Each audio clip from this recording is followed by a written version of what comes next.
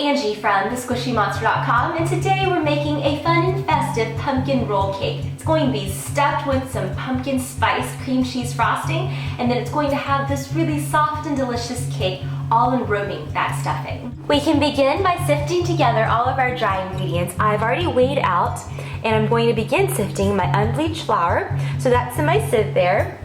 And I want to sprinkle in just a little bit of baking soda, baking powder, pumpkin spice, and I have a recipe for some homemade pumpkin spice on my blog, thesquishymonster.com, and a little sprinkle of fine salt, and I want to sift this all together so that downy snow falls underneath. I've now cracked my room temperature eggs onto the bottom of a large bowl, and I do that first because if any shards of shell fall through, you can kind of pick them out, or you don't have to throw out the rest of your ingredients because that shell got in there, so you can save on that. And so I'm going to add my sugar. I have some firmly packed brown sugar. Because it is so airy, you want to pack it firmly to get an accurate measurement. And then some regular granulated sugar, as well as a splash of really good vanilla. And I want to blend those together. Now I can spoon in my pumpkin puree. Now you can definitely process your own sugar pumpkins, but if you don't have the time, you can definitely use the canned variety and just plunk that right in and then blend it together. Once that's nicely mixed together, you can start sprinkling in your dry, just a little bit at a time, and make sure it gets really nicely incorporated. I've just mixed in all of my dry, and this is what my batter looks like. And it's okay to have a few lumps. What you don't want is an over-mixed batter, because that'll make for a really tough and dense cake, and you want this to be light and airy. So just when all those streaks begin to disappear from the dry, you just want to mix to combine and then stop. So now I'm going to pour this batter into my sheet pan.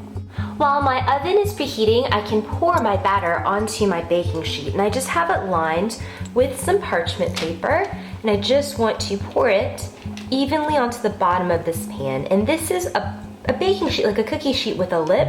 And when I bake cookies, I actually like to use a flat insulated one because I feel like it evenly distributes the heat, and it's just really like the heat doesn't curl back up onto the lip and it doesn't recirculate it into the cookies, making for, I think, a crispier cookie. So I really like a flat one.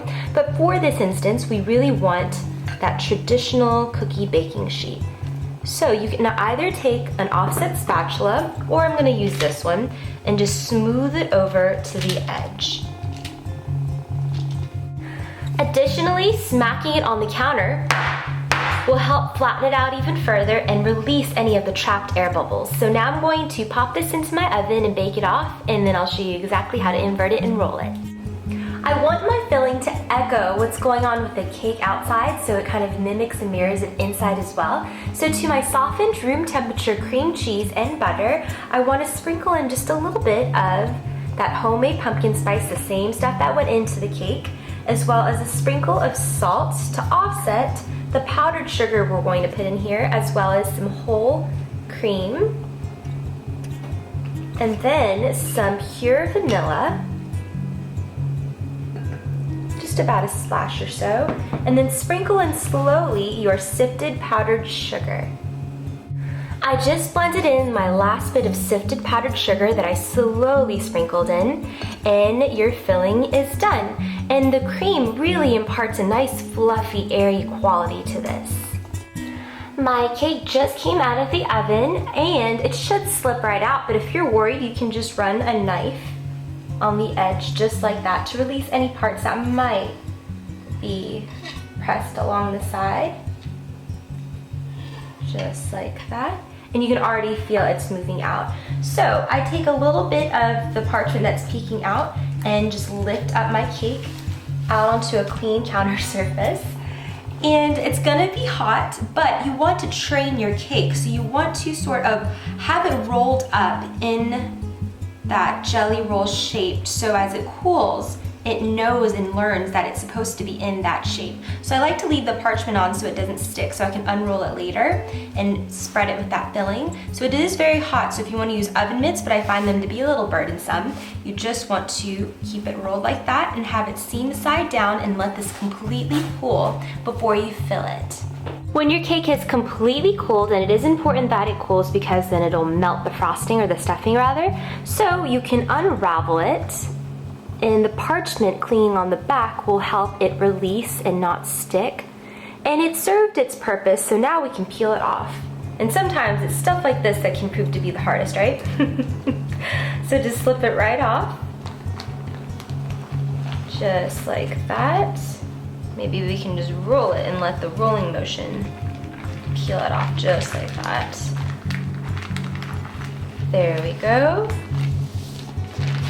Then I would put that to the side and unravel it again. So it's a lot of rolling and re-rolling, but the finished product is going to be delicious stuffed with this filling, so it'll be well worth it.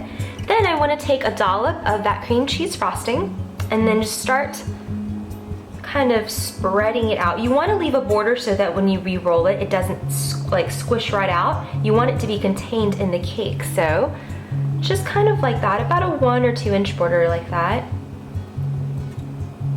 I'm going to continue doing this until I use up all of my filling.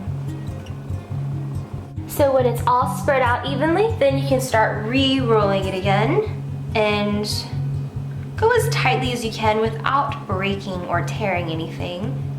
You just want to make sure that when you cut into it, you get some nice, fat, tightly rolled pieces. Just like that. And again, lay it on its seam. And to serve, I like to dust off with just a little bit of powdered sugar, but you can serve it however way you like. Just a little light falling of snow makes it extra pretty. Now we can cut into the cake. And I just wanted to cut the first slice to show you what it looks like inside. You want to take a sharp serrated knife, and I'm going to do about a 1 inch cut.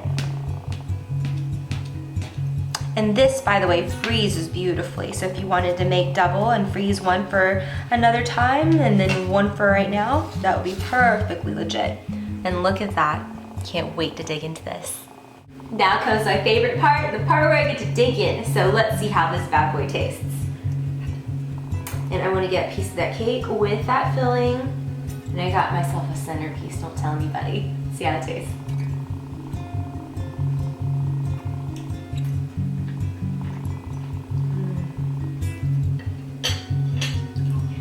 So, the cake has a little bit of a sponge cake consistency going on, which makes it so perfect and durable for rolling.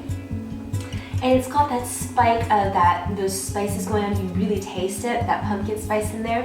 And then you've got that creamy, fluffy cream cheese filling kind of echoing that, which ties in together beautifully as this rolled cake. It is so fun and festive, perfect for autumn. I so hope you guys give this a try. I want to thank you guys for hanging out with me. This was Angie from thesquishymonster.com, and I'll see you guys very soon. Bye!